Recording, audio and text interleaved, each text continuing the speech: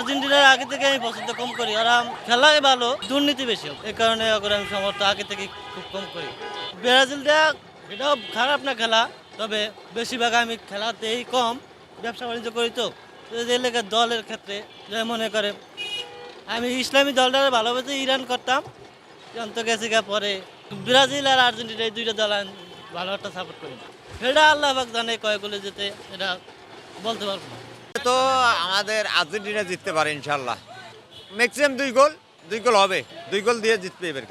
Spain 1, মেসিরা 2 দিব, 1 গোলে difference হতে পারে 1।